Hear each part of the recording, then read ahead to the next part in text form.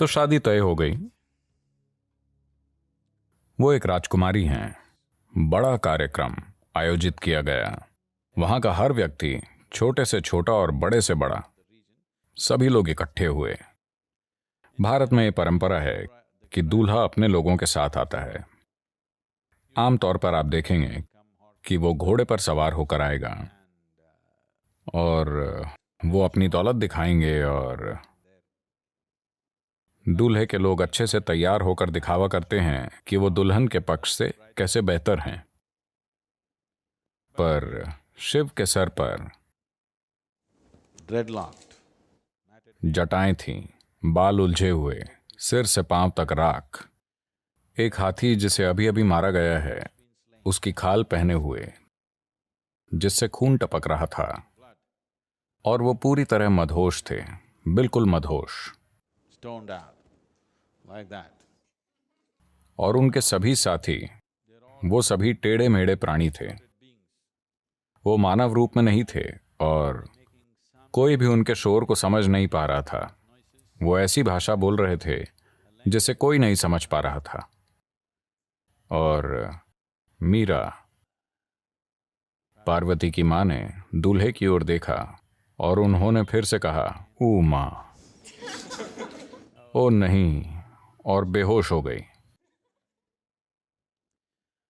तब पार्वती ने शिव से विनती की, "मेरी मां के लिए बेहतर रूप धारण कीजिए। मुझे कोई फर्क नहीं पड़ता कि आप कैसे दिखते हैं, बिल्कुल भी नहीं।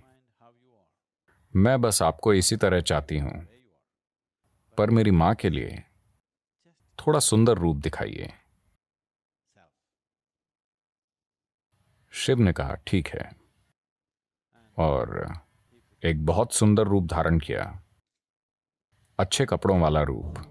फिर जब वो आए तो लोग बोले, "ये सुंदर मूर्ति हैं।" यानी आज तक का सबसे सुंदर व्यक्ति। वो 9 फीट लंबे थे। कहते हैं कि जब वो खड़े थे तो वो घोड़े के सिर तक ऊंचे थे। ऐसा कई शास्त्रों में लिखा है। जब वो दक्षिण में आए तो लोग बोले कि वो एक औसत महिला की ऊंचाई से 2 गुने लंबे हैं।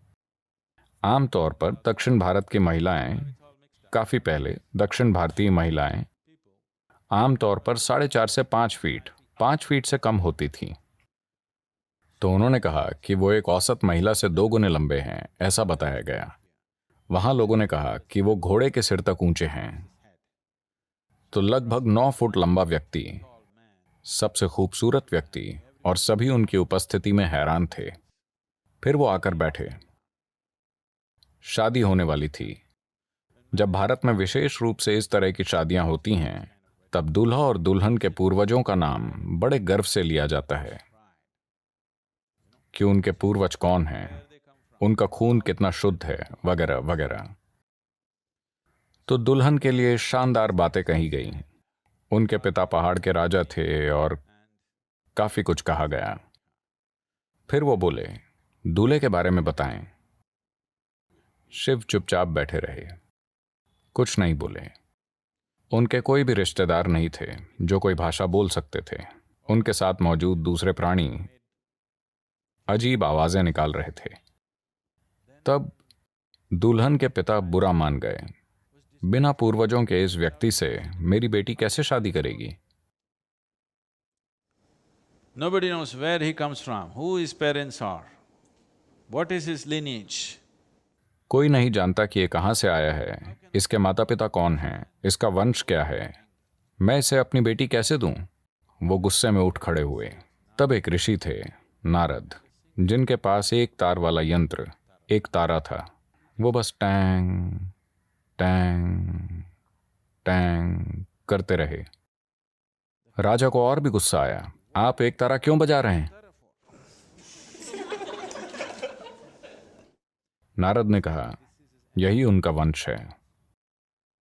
उनके पिता नहीं हैं, उनकी मां भी नहीं है, तो उनकी बुनियादी क्या है?" टैंग। ध्वनि ही उनकी बुनियाद है। वो बस एक कंपन से पैदा हुए हैं।